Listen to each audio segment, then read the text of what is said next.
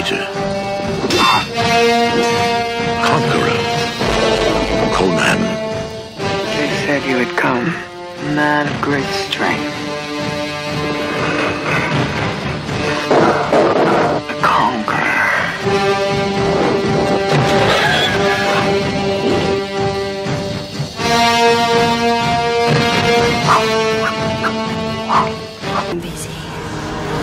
Elle rebâtira l'Empire du Mal. La porte de l'enfer s'ouvrira.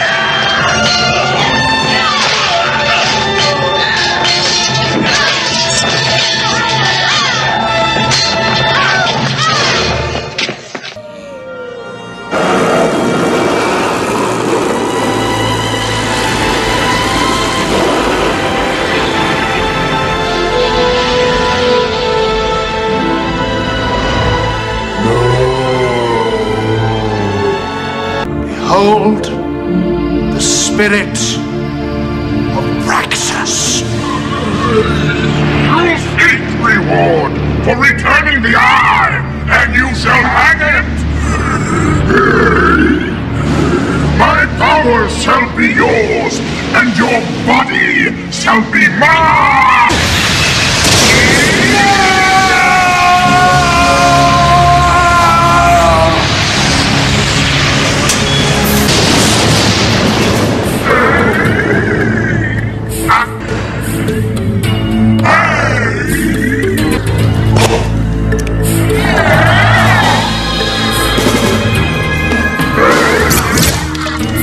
Wretched tools of your master's feet!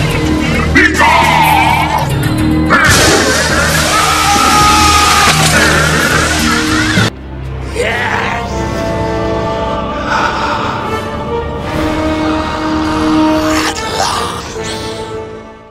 Bonjour et bienvenue sur Guerre et Plomb pour cette nouvelle vidéo. Alors vous êtes un fan de fantasy, mais vous avez un petit peu marre de toutes ces histoires de hobbits, d'elfes majestueux, de quêtes qui visent à sauver l'univers de fléaux terribles. Vous avez envie de changer, vous avez envie d'exotisme, vous avez envie d'aventures échevelées, vous avez envie de trésors, de pillages, que sais-je. Alors il y a une solution évidemment, c'est la Sword and Sorcery. Alors la Sword and Sorcery, c'est un genre qui remonte à très loin, puisqu'on peut dire même qu'elle date d'avant l'Heroic Fantasy, puisque les premiers textes que l'on trouve datent du début du XXe siècle et se sont vraiment développés sous la plume d'écrivains comme Howard, etc., dans les différents magazines de nouvelles que l'on trouvait aux États-Unis à l'époque. La Sword and Sorcery a comme différence par rapport au reste de la fantasy son personnage principal qui est loin d'être pétri de qualité, puisque la plupart du temps il est d'un fort égocentrisme, d'un machisme assumé souvent, bien qu'il y ait beaucoup d'héroïnes aussi présentes dans la Sword and Sorcery. Et la plupart du temps, son but n'est pas de sauver le monde, d'aider son prochain, mais plus de s'en sortir vivant tout d'abord, mais ensuite arriver à faire fortune, voire poser son séant sur un trône quelconque, principalement un trône qui va lui rapporter beaucoup d'argent, d'esclaves et de fortune. Alors, ce genre a eu beaucoup de succès, comme je disais au début du siècle, est revenu un petit peu à la mode dans le courant des années 60 pour contrecarrer un petit peu la fantasy à la Tolkien. On trouve des auteurs, de nombreux auteurs qui ont écrit ce type d'ouvrage, qui se sont basés sur les ouvrages de Howard, Conan, Cthulhu, le roi barbare, etc. Mais aussi ses disciples, on dira, comme Lynn Carter avec son Monde de Tongor. On n'oubliera pas non plus les écrits de Sprague de Camp qui s'inspirait, plagiait, diraient certains, le maître du genre qui était Howard. Et ensuite est arrivé Moorcock avec Elric, parallèlement Fritz Leiber avec son cycle des épées. Il y a eu aussi Wagner qui a écrit un cycle intéressant qui s'appelle le Kane, qui lui est vraiment le stéréotype du héros barbare de Sword and Sorcery. Bref, le genre ne manque pas d'exemples et d'ouvrages à succès.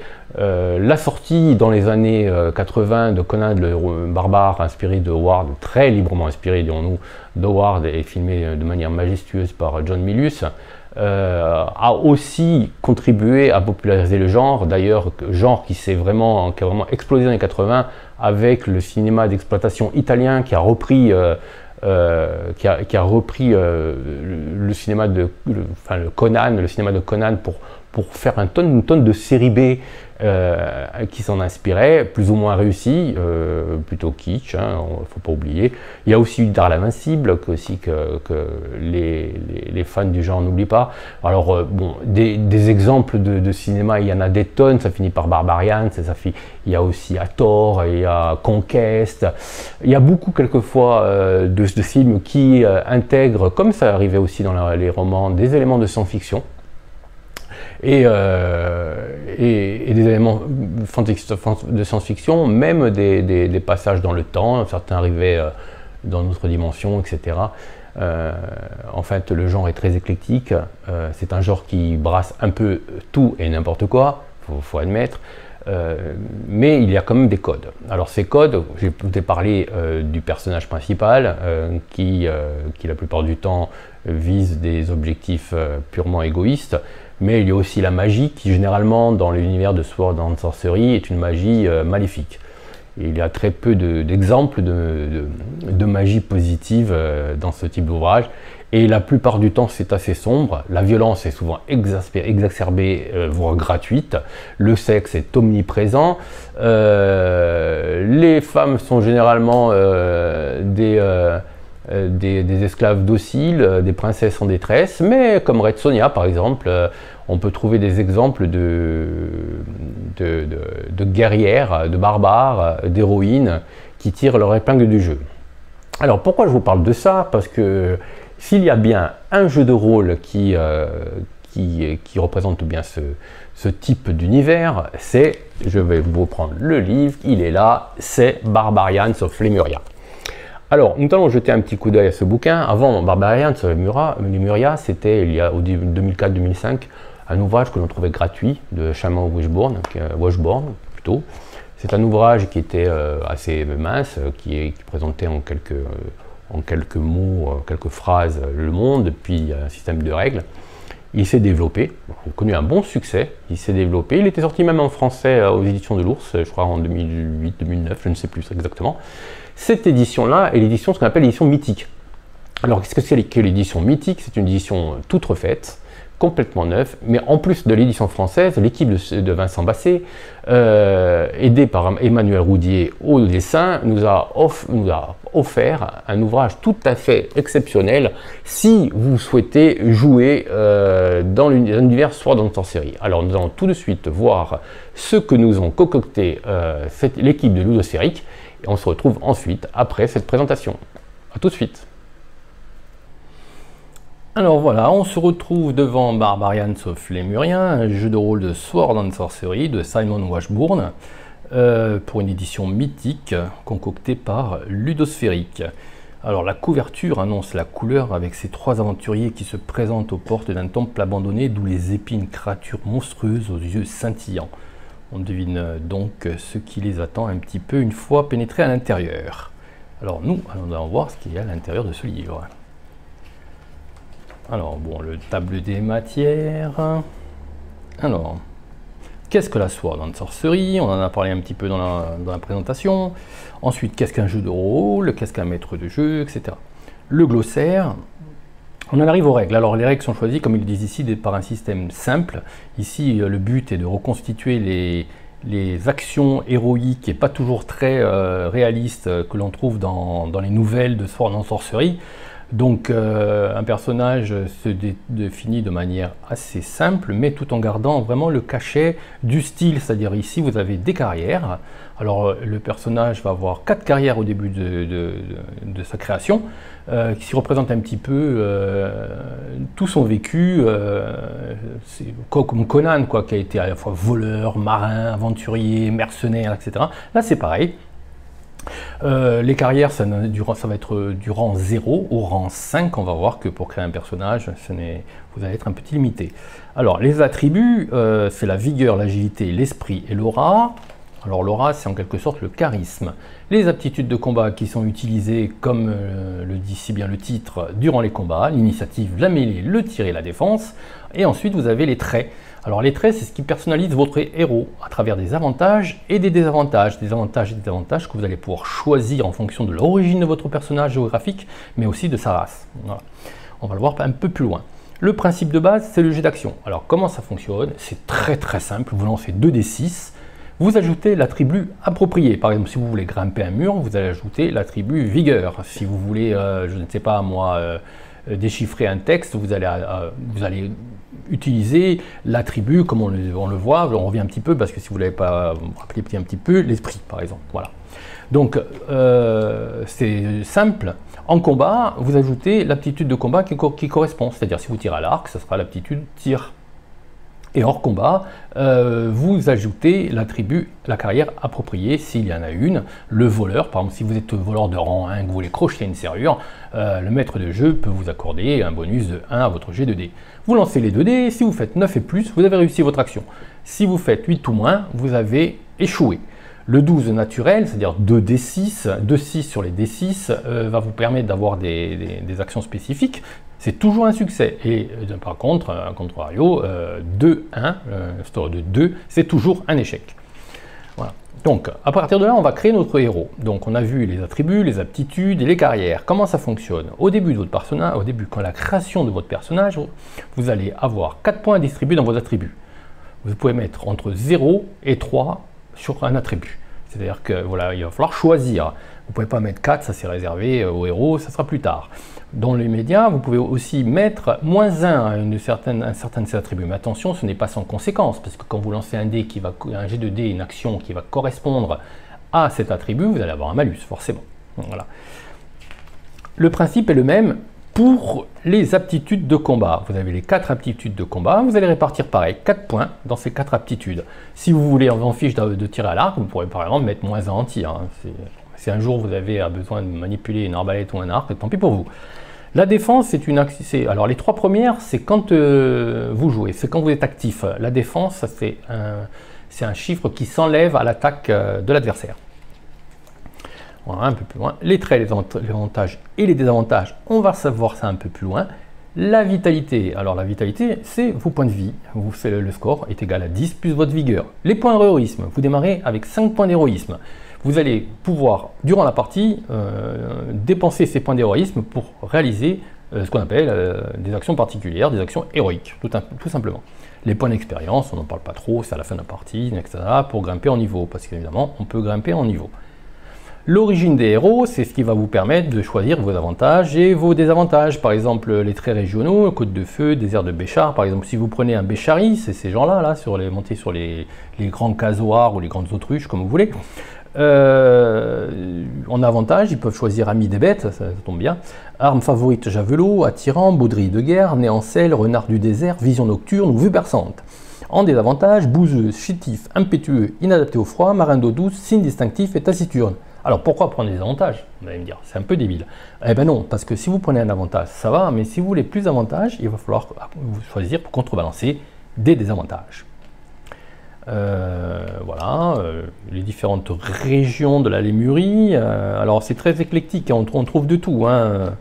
Dans Lémurie, c'est pas grand, mais c'est assez cosmopolite, on dira. Voilà. Shambhala, les villes principales.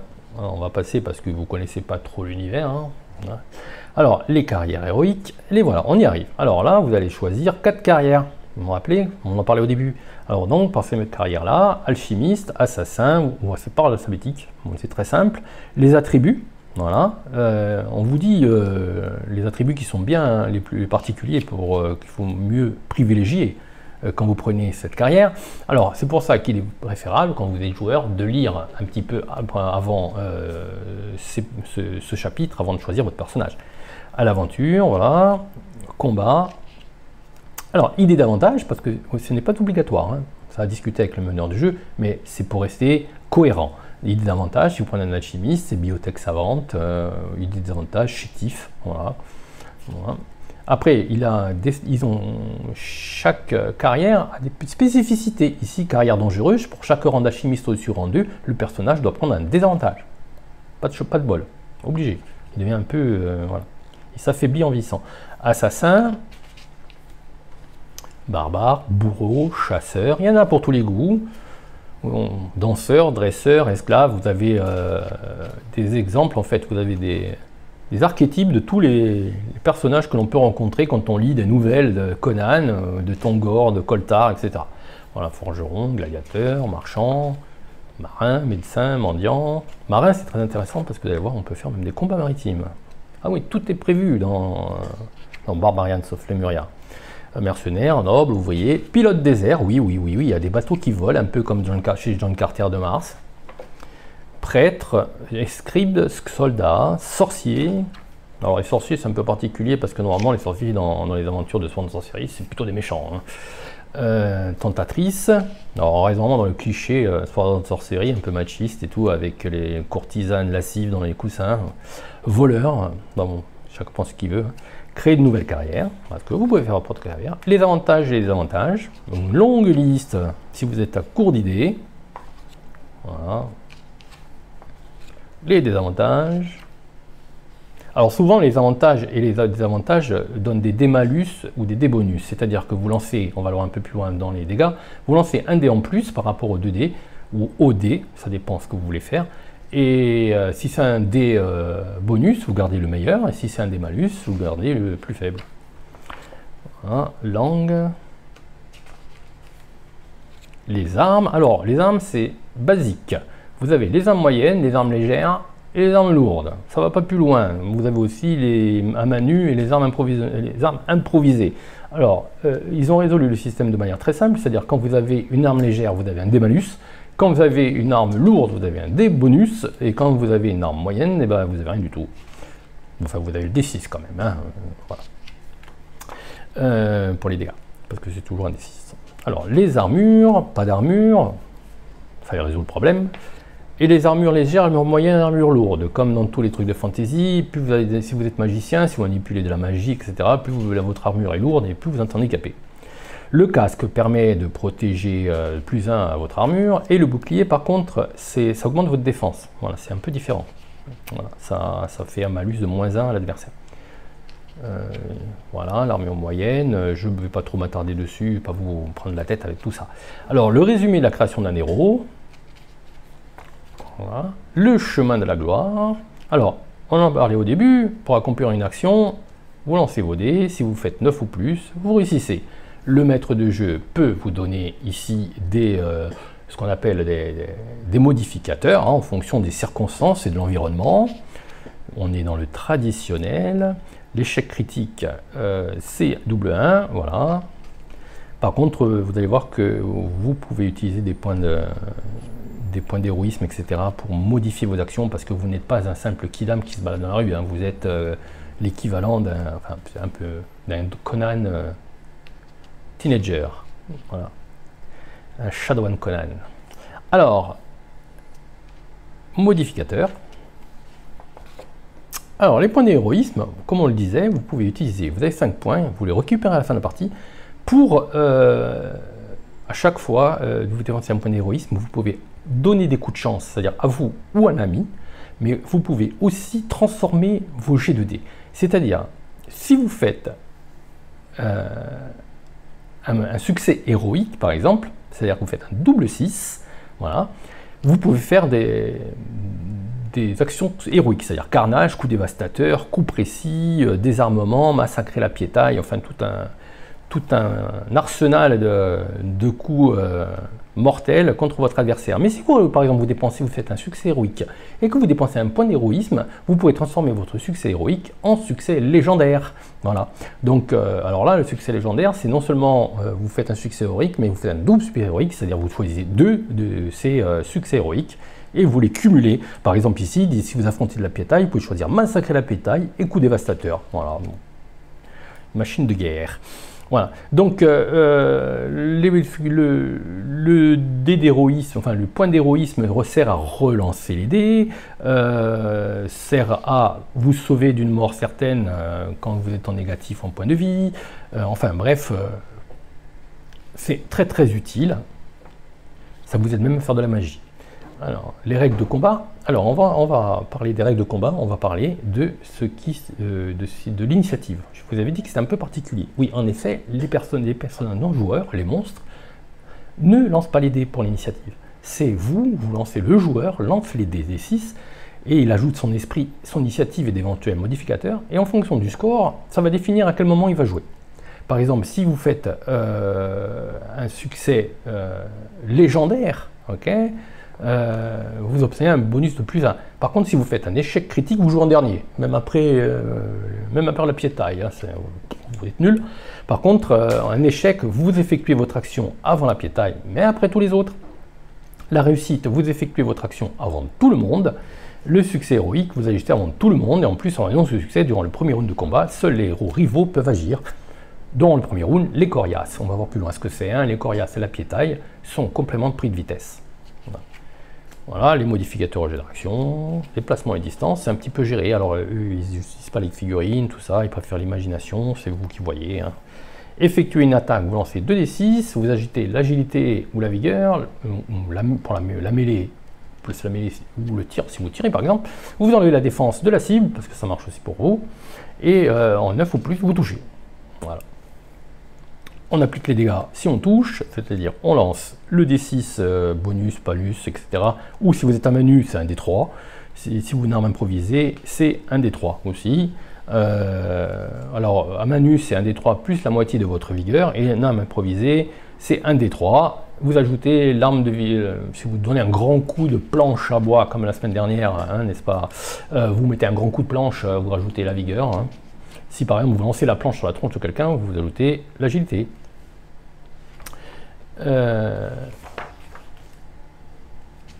Voilà. Non, pardon, si vous lancez la planche, vous ajoutez la moitié de votre vigueur. Je vous ai dit une bêtise. Alors, les carrières et combats, voilà. Alors, les carrières, on n'influe pas sur les combats, mais dans certaines circonstances, ça peut le faire. Les blessures et la mort, à 0, vous tombez dans les pommes. Si vous êtes à -5, vous êtes mort. Voilà. C'est à ce moment-là qu'il faut penser à dépenser des points d'héroïsme. Secourir un mourant. Alors, voilà, là on a vu à peu près ce qui concerne le personnage. Là, on va voir ce qui concerne le monde en général et les règles qui s'adressent au monde. Parce que dans Barbarians of Lemuria, vous êtes un aventurier, mais vous êtes aussi un guerrier, vous êtes un soldat, donc le jeu gère les guerres. C'est-à-dire que les armées, vous allez participer, si vous participez à une bataille, vous allez jouer le déroulement de la bataille avec le maître de jeu, et entre chaque round de bataille, vous allez pouvoir faire ce qu'on appelle des actions héroïques. Les actions héroïques vont permettre de rapporter ce qu'on appelle des points de victoire. Par exemple, à chaque tour, les armées vont être comparées, vous lancez les dés à chaque côté, les armées vont être comparées, et en fonction du score, vous allez gagner un certain nombre de points de victoire. Si vous arrivez à 10 points de victoire, votre armée à laquelle vous faites partie gagne la bataille. Si vous avez moins 10, vous êtes défait. Entre chaque round, parce que ça peut durer plusieurs rounds, entre chaque round, les joueurs vont faire ce qu'on appelle des actions héroïques. Donc ces actions héroïques vont amener des points de victoire supplémentaires. Voilà. Par exemple, détruire, il y a quelque chose sur le champ de bataille qui doit être détruit, c'est aux héros de s'en charger. Et s'ils y arrivent, ils gagnent 2 points de victoire. Voilà, tuer un personnage clé, tenir une position, appeler des renforts, envoyer un message, etc. Il y a plein de trucs à faire. allez être occupé. La guerre en mer, c'est à peu près pareil, sauf qu'il n'y a pas d'action héroïque, parce que là, les personnages vont se répartir des tâches à bord des bateaux. Un va être le capitaine, par exemple, s'il n'y en a pas. L'autre va s'occuper de régler les règles d'abordage. L'autre va s'occuper des catapultes, etc. C'est très bien fait. C'est divisé en 3 phases, un combat, la manœuvre, l'attaque et les réparations. Il y a des jets de manœuvre qui sont faits, voilà, pour briser des rames. Le jet de manœuvre, c'est 2d6. On ajoute à cela des modificateurs et le rang de carrière du héros qui fait ça, qui est timonier, ou qui commande le timonier. Voilà, donc il y a l'abordage et tout. Il y a un petit exemple de navire. Voilà. Les ressources, ça permet aussi de dépenser des points supplémentaires pour, par exemple, si vous voulez fuir, etc., ça vous augmente votre vitesse. Voilà. Et quand vous n'avez plus de ressources, vous n'avez plus de ressources. Les créatures marines. Les nefs volantes en combat, on en parlait, elles sont assez rares, parce que bon, s'il n'y a que Satarla qui a ça, mais vous pouvez éventuellement monter sur ces vaisseaux volants, pour affronter des créatures volantes par exemple. Alors, l'histoire légendaire de la Lémurie, alors voyez, c'est très court. Alors, l'histoire légendaire, ils ont vraiment synthétisé le truc, c'est-à-dire qu'il y a eu une âge des ténèbres avec des rois sorciers. On crée une épée magique, grâce aux dieux, une épée magique est créée. Certains rois s'en emparent et à l'époque se débarrassent des rois sorciers. Voilà, c'est Angrard, voilà, on le voit. Après, c'est débarrassé des rois sorciers. L'âge de l'homme a commencé. Le roi sorcier, parce qu'ils sont têtus, reviennent. C'est rebelote, un autre roi, Tangar, s'empare aussi, retrouve l'orbelam qui avait été perdu et rebat les rois sorciers dans une bataille, etc. Et là, un nouvel âge de l'homme. Alors, ils sont partis une fois les rois sorciers, vous doutez bien qu'ils s'estiment toujours pas vaincus, ils se planquent dans les ténèbres en attendant leur heure et manipulent des créatures terribles pour vraiment embêter les humains et les races alliées. Les dieux de Lémurie, parce qu'il y a vous pouvez jouer un prêtre, donc il y a des tas de dieux. Alors c'est un peu les panthéons, mélange de panthéon viking, panthéon grec, panthéon latin, enfin c'est un peu, il y a un panthéon saxon, il y a un peu, ouais, c'est un gros mélange quoi. On est quand même un peu plus proche je dirais, de la mythologie scandinave, mais voilà, oui celtique, mais bon, voilà. Il y en a pour tous les goûts. Les dieux sombres, ça c'est les dieux des méchants, hein, voilà.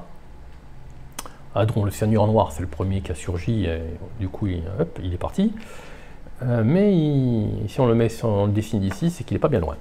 Les races de Lémurie, alors c'est des races, certaines races peuvent être jouées, les Céruléens, les Groutes. Alors, par exemple, si vous choisissez par exemple des races non humaines, vous êtes obligé de prendre les avantages et désavantages de ces races-là, vous ne pouvez pas prendre les avantages et les désavantages de la liste générale.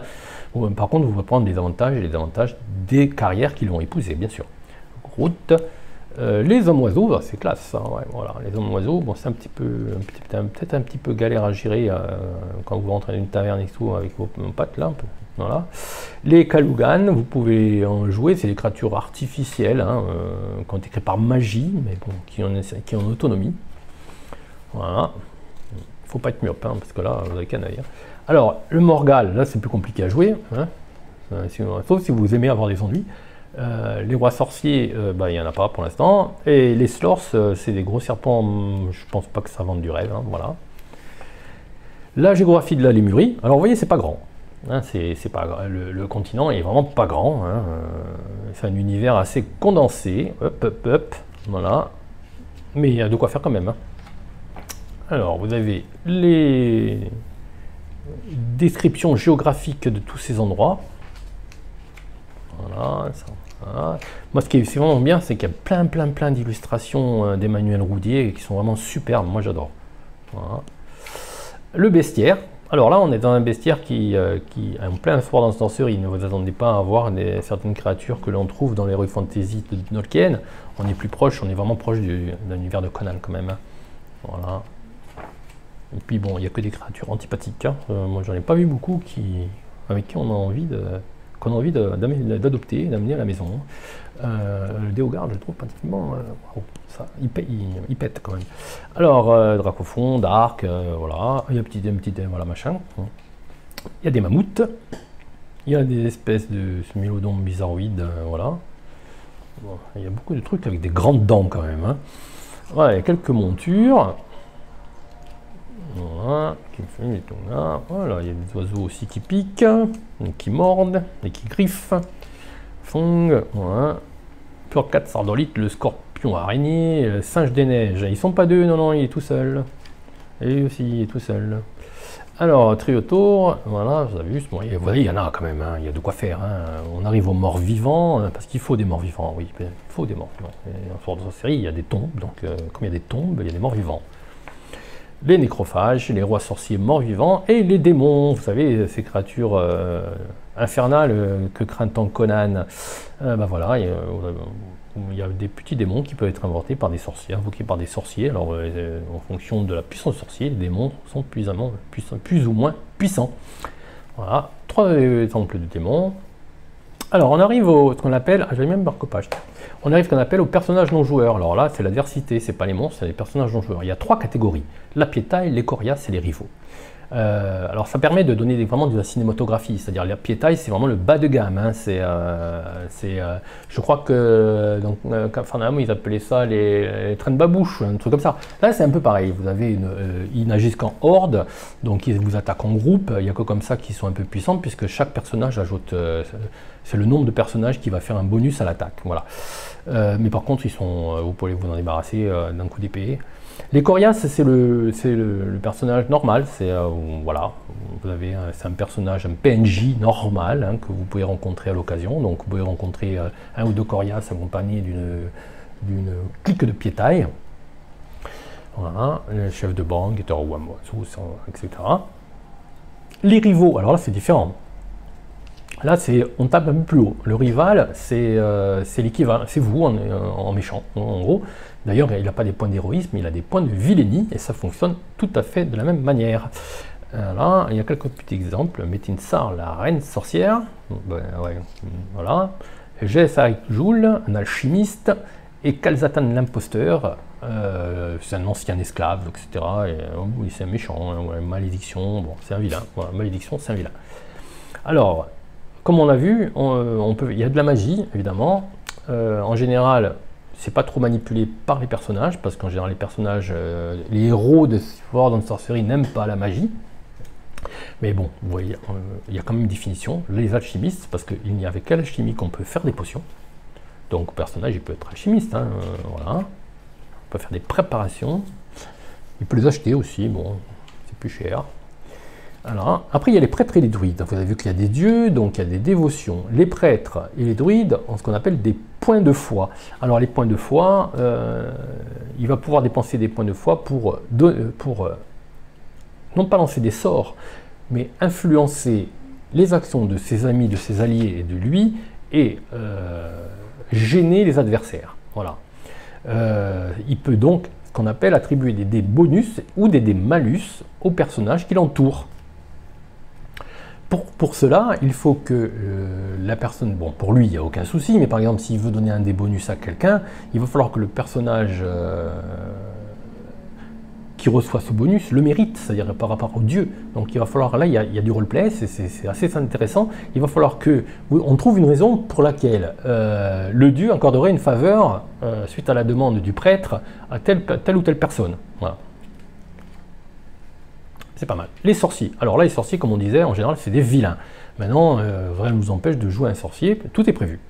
Donc le sorcier, en fonction de son rang, va avoir accès à différents cercles. Et ces cercles, la puissance augmente la puissance de la magie, enfin des sorts. Voilà. Alors il n'a pas des points de foi, un sorcier, il a des points de pouvoir, mais ça fonctionne à peu près pareil. Voilà. Alors les charmes, c'est le bas niveau. Voilà. Vous avez à peu près de quoi il s'agit. Après, vous avez les sorts du premier cercle. Voilà. Ils coûtent 5 points de pouvoir. Voilà. Les sorts du deuxième cercle coûtent 10 points de pouvoir. En fait, ça va, puis c'est élevé, quoi. Bon, 15 points de pouvoir pour le troisième, etc., etc., etc. Bon, ça arrête à 3, je crois. Voilà. Et là, vous avez plein des exemples de sorts pour chaque cercle. Voilà. Les cultes de Lémurie. Alors, c'est tous les cultes que les joueurs vont pouvoir rencontrer en cours de partie. Voilà. Il y a du bon et du mauvais. Bon, on est en Sword and Sorcery, autant l'avouer, il y a surtout du mauvais. Voilà. Les sagas de Lémurie, alors là, c'est des conseils au maître de jeu, concevoir une saga, parce que le but est que on puisse plus tard chanter les exploits des personnages dans les tavernes et dans les soirées mondaines, dans les palais. Alors là, vous avez plein d'exemples d'éléments qui peuvent créer à créer une aventure de Sword and Sorcery. Il y a plein d'idées, dépenser les points d'expérience, bon, ok. Les aventures et les sagas, voilà. Des idées d'aventure, partie de chasse, etc. Vous avez plein d'idées, mais c'est vraiment bien. Et ensuite, là je vais passer vite parce que les joueurs, ou alors messieurs, fermez les yeux, ou mesdames, fermez les yeux jusqu'à la fin du livre, hein, parce que là, vous avez une série d'aventures prêtes à jouer. Je vous avais dit que ce livre était génial, il y a tout. Les larmes de jouvence, etc. Il y en a pour tous les goûts, il y a tous les styles. Bon, il y a toujours des monstres à tuer, hein, mais et des trésors à trouver. La fin justifie les moyens. Alors, j'ai un petit peu survolé tout ça. Je vais vous avouer que j'ai pas lu à fond tous les scénarios, mais on peut faire un peu tout là, hein, à l'intérieur. Hein. J'ai lu en travers, mais c'est vraiment intéressant. Voilà. Voilà, un autre monstre âgé, serpent. Les chefs de chasse, encore une aventure prête à jouer, vous voyez, il y a de quoi. Ça finit par des tables. Alors ça, c'est vraiment bien. Voilà, ça s'appelle le générateur de saga. Vous êtes meneur de jeu, vous ne savez vraiment pas comment construire votre saga. À travers un système de G2D, vous pouvez construire une saga. Voilà, avec vous avez même le titre, la mission. Voilà, si le titre est ça, vous pouvez faire ça, tu vois. C'est vraiment, c'est vraiment si vous êtes à court d'idées, hein, parce que il suffit que vous preniez un bouquin de Conan, un bouquin de Krul, ou Krul le roi barbare, ou un truc comme ça, vous avez plein d'idées à l'intérieur. Mais bon, ça peut servir. Les tables récapitulatives, voilà, et la fiche de personnage, voilà. Alors, elle est en format 4, mais elle est en longueur, parce qu'il fallait qu'on se distingue. On est en Sword and Sorcery, on n'est pas en Heroic Fantasy. Alors là, vous voyez que c'est simple, hein, il n'y a pas grand-chose. Moi, je la trouve jolie. Et vous avez le réco qui est ici. Évidemment, les fiches de perso sont téléchargeables sur le site pour éviter d'abîmer votre livre. Voilà. Et ben voilà, on a fait le tour de Barbarian et Tribera, de Lemuria.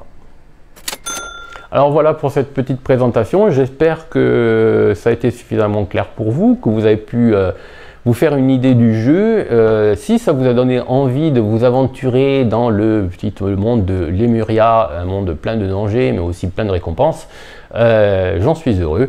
On se retrouve bientôt dans une nouvelle vidéo. Alors si vous avez aimé, n'oubliez pas de liker, hein, avec votre petit pouce en l'air, et de vous abonner à la chaîne YouTube si ce n'est pas déjà fait, et de partager avec vos amis.